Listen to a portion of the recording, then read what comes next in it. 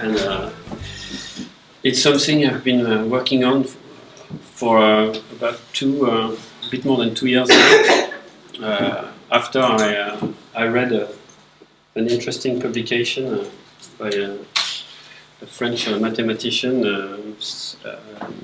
ecologist and economist, and try to apply this to the Barents Sea. And I try to show you the principle of these minimal foodweb models. They are, when I say constructed upside down or inside out, and you will understand why.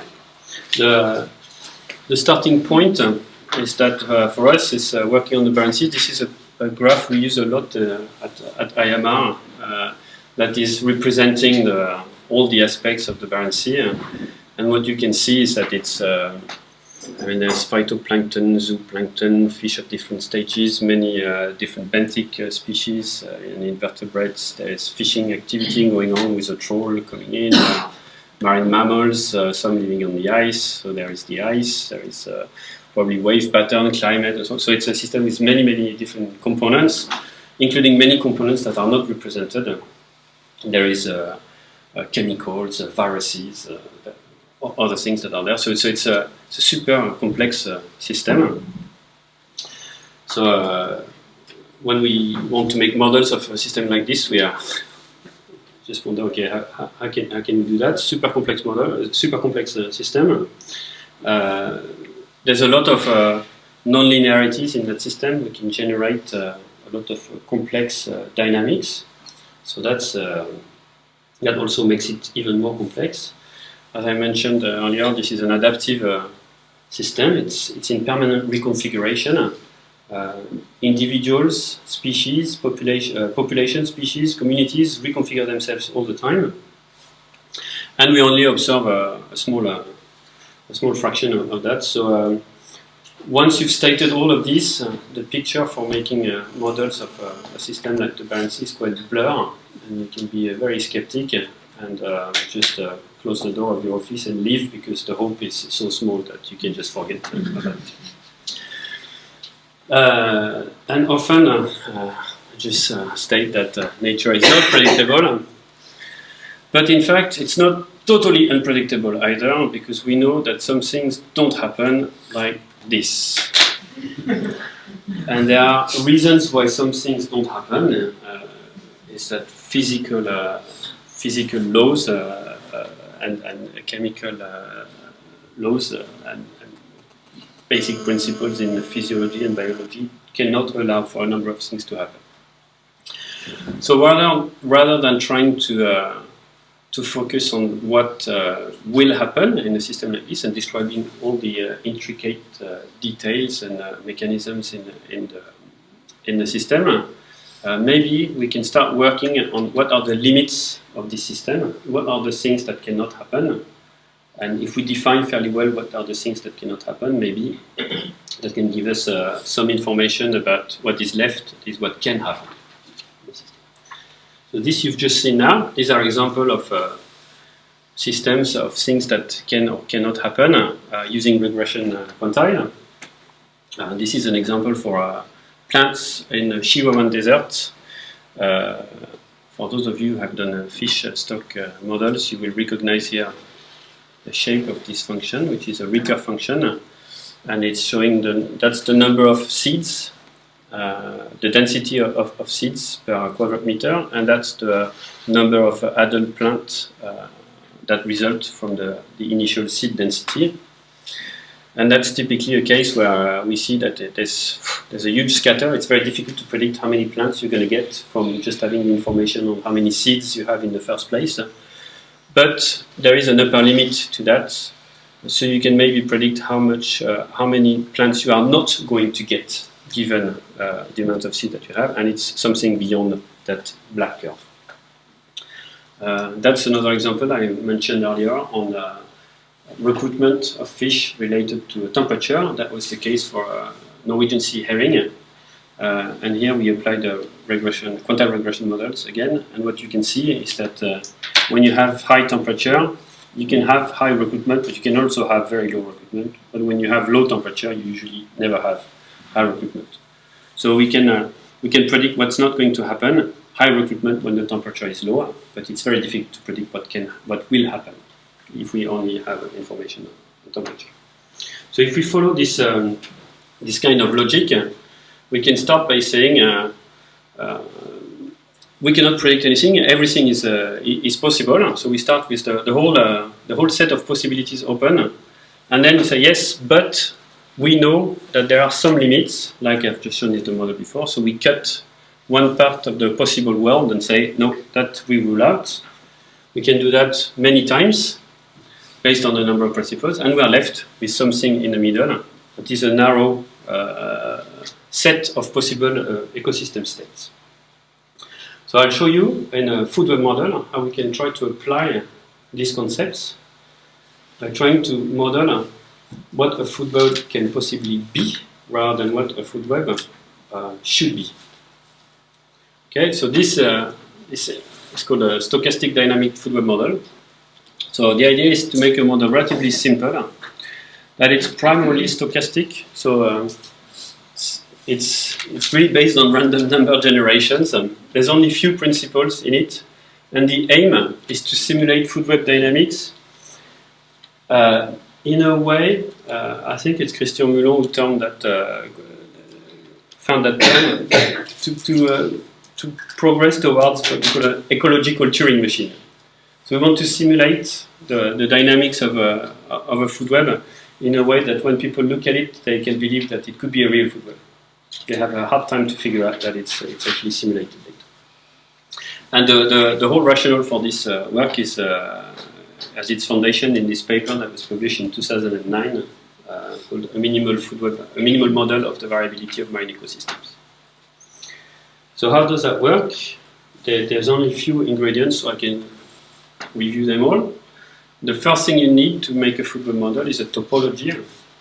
And the topology is the list of species or trophospecies that you have in the model. And these are circles here. There are 7 in this model. So that's one thing, the topology, the species, and the other part of the topology is the links. So you need to identify who can hit whom in that system. And here you see that there are cannibalistic links also. The import and export I'll mention later. So a topology to start with. The second ingredient we use is mass balance. That is that in fact we are not in a closed system, it's an open system and dissipative system, but we keep track and we account for the transfer of mass in that system. So mass can come in as an import to the system. This is an example with 2 species and species 2 eating species 1. So you account for the amount of biomass that is flowing from one species to the next. Losses that are due to non-absolute assimilation, and other metabolic losses. You can have cannibalism, you can have export outside of the system. So you keep track of the balance of mass in the system. And in this model, that trophic flow is random. There's no functional relationship. I'll come back to that. So that's the second ingredient, accounting for the mass balance. And the third ingredient is the constraints. So these red areas that constrain the system. And there are 2 constraints on the system. One is called satiation. Is that an animal that eats is physiologically bounded in the amount of food it can consume in a given amount of time. So here is illustrated with a fish and its stomach. Okay? In a given amount of time, that fish cannot eat more food than this, because otherwise the stomach will become bigger than the fish. There is a limit on how much individuals can feed on the rate of feeding. So that's a fairly, it's a hypothesis that is fairly reasonable, that feeding is bounded. The other constraint is inertia, and this applies to the change in biomass of a population from one time step to the next. And here the idea is that the maximum growth rate and mortality rate of a population is bounded. For example, you cannot quadruple the biomass of a cod population in 1 year. because individual growth and reproduction cannot allow that. So there's a limit to how fast the population can grow. Of course, a population of copepods, of fish or of marine mammals will grow at different rates. So they have different limits. So that's the two constraints we set, that amount of food taken is limited and maximum growth rate and maximum mortality rates are bounded. And the interesting thing in this model is that what is present in every other foodweb model is not there, and that is a trophic functional relationship. There is no trophic functional relationship. So the consumption, as a function of prey availability, we don't have a function for that. We draw random numbers. But these are constraints. And remember what I said before, the first constraint is that if you take the 1-to-1 line, okay, you cannot consume more than what is available. Okay? So everything that is above that line is impossible. So the system is bounded, it has to be below that line. And I mentioned that there is satiation. So each consumer or predator cannot consume more than a fixed quantity per unit time, which is set at that line here, satiation. So the way that model works is that rather than having a functional relationship, here you could imagine a linear one or polling type 2, type 3. We just set an ensemble of possible flows from a prey to a predator, and we draw a random number there.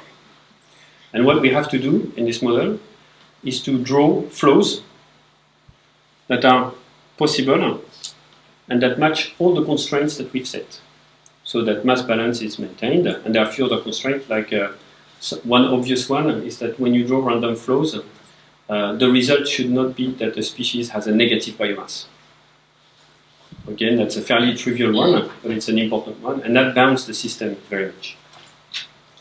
So when we apply that to the Barents Sea, that's a very simplified model. We've done it with 7 tropho species, 14 fluxes. There's 3 imports coming into the system. As I said, this is a dissipative system, so you need to bring in energy or mass in some form. And the only things you need to run such model is have some starting values for the biomass of each species and 4 coefficients for each species. So it's very little demanding in terms of parameterization. Now the output, that's interesting. You can look at the outputs in many different ways. That's one thing we've plotted, which is the diet fraction. So we look at how much of different preys are eaten by different predators. So you can see here, for example, these are the mammals eating about 60% of euphausids on average, and pelagic fish and demersal fish. So remember that the colors, they are set by the topology, but the proportions, these are just the result of this random working of the model. We don't set the proportions in the model, they're just emerging from the model.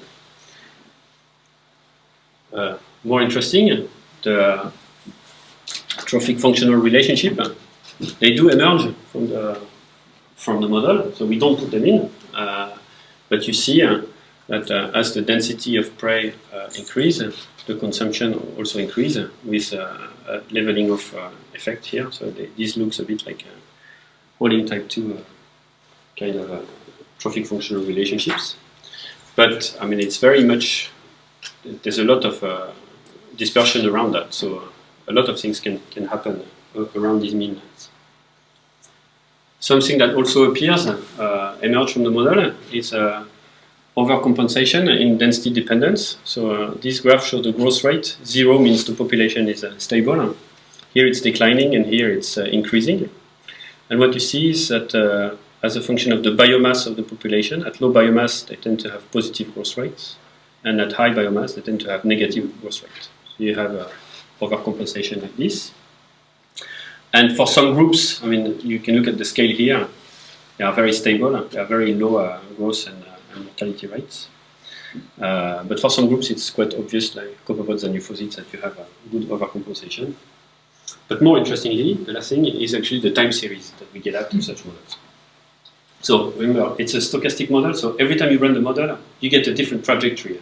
Okay, it's important. I've done that once, I cannot reproduce it. with the same values. Okay, but every time I run it, it looks like this. It's so the patterns are the same, but the exact values are different. And what is interesting here is that most Foodweb models that exist, when you run them in free mode, they are incapable of reproducing that. The kind of variability that we observe. They produce very smooth patterns. Okay? You can tune them to reconstruct the past historical variations, but when you protect them, they go very smooth. This one is a maximum variability model because it's random all the time. So it's like shaking the system permanently, and it's so it has. But because of the properties of the topology, how the topology is organized, and because of the coefficients we put for the different species, the patterns are not just a white noise everywhere. You can see that for copepods you have very high variations from one year to the next. For euphosids, you see something similar, but with what looks like pseudo-cycles appearing. And then for long-lived species or groups with many species, you have a much more dampened signal with long-term variability, but not so much year-to-year variability. And what we did is we used that model in the context of a project we were running on the resilience of the Barents Sea ecosystem to test some assumptions that we had on regime shifts and shift in the trophic control in marine systems. When we have only a few hypotheses like this, what should we expect from a system, a stochastic system like this? So I'll move to the interpretation of that model in that context. And the idea was to study resilience by using a time series. And if we define resilience as the ability of a system to maintain structure and function, and we turn that definition around, and if there is substantial change in structure or function, it means that there is a lack of resilience. And often, this is symbolized with this nice little metaphor of the marble in this valley. But when you have a substantial change, it means you're crossing the line here. And so you have a system that is more or less stable with some small variations in this area. And when it crosses the line, substantial change in structural function, it crosses the resilience threshold.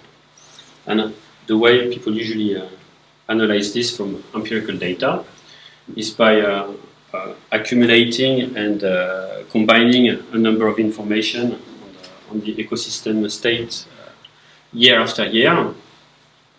And when there is a rapid change in the structure of the system, this is interpreted as a shift in the system, as a lack of resilience. And this is one of the most famous examples that was published more than a decade ago for the North Pacific, that shows the key regime shift in the North Pacific in 1977 and 1989. So sudden shift and periods of apparent relative stability for more than a decade between these shifts. So that's structure changes in structure and changes in function. This is a more recent example from the Barents Sea, where the authors have looked at top-down, bottom-up control. So top-down, if you remember, is the predator controlling the prey, and bottom-up is the prey controlling the abundance of the predator. And one way to evaluate top-down, bottom-up control is to correlate the abundance of prey to the abundance of predator. When you have a positive correlation, you have a bottom-up control. When you have a negative correlation, you have a top-down control. And what they did here is they applied a sliding correlation, so on 15 years, and moved it 1 year at a time, and look at if there was a change in the sign of the correlation over time. And what they have is big waves like this. This is like demersal fish versus shrimp. So you see that, for example, for this prey-predator couple, you have apparently some decadal swings in the correlation between the two, and you're moving gradually from a top-down control system to a bottom-up control system. So, with these examples, we have evidence for regime shift and trophic shift in real system. But what does that mean because we don't have a reference. We don't know if this is normal, if this is the rule, if this is something that always happens, or if it's just specific to the time period that we've been looking at.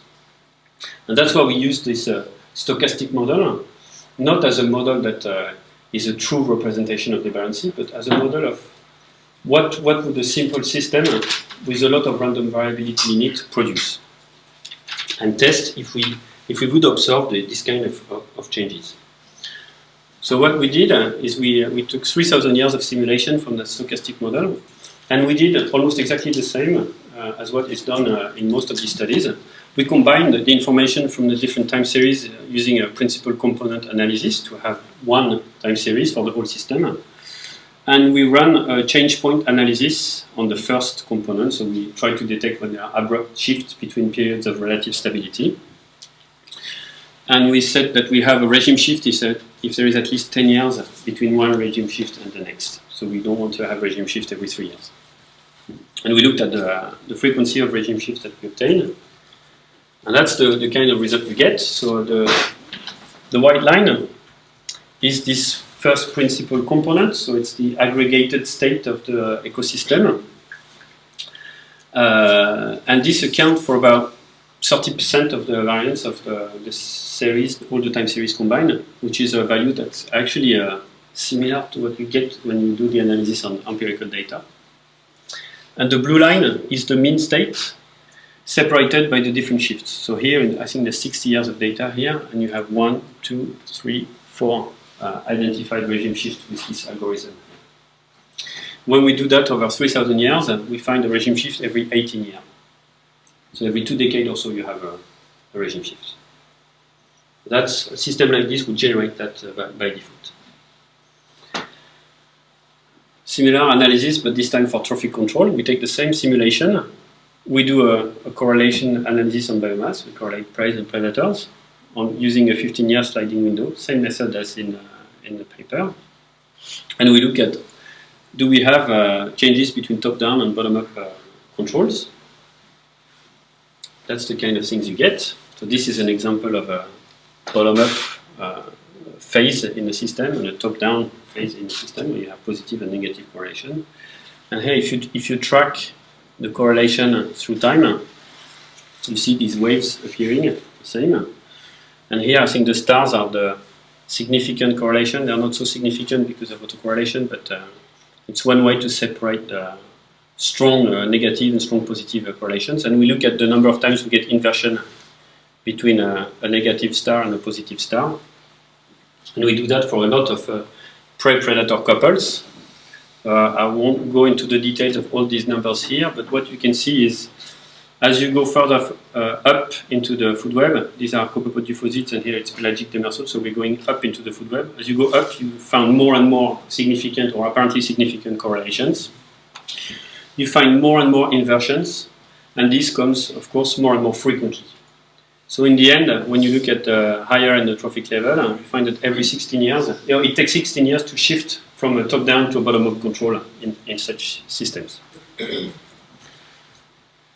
So the conclusion from the simulation exercise is that although we do observe regime and trophic shift in real system, and I don't claim that these don't exist, I mean we do observe them, but in a model that has very few assumptions, that is that everything is random, but things are organized and bounded by few constraints that are relatively reasonable, you would also obtain this kind of shift and trophic control, shift in the structure and in the control with relatively similar frequencies. And this you obtain just from the internal dynamics of the system. So you don't need an exceptional event in climate to generate these.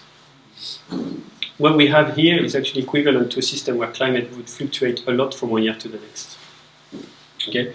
So our null expectation should not really be that we should have a stable system, and when we have a shift, this is something abnormal. Our null expectation, with a few sets of assumptions, is that we should observe shifts all the time. And if we don't, maybe that's abnormal.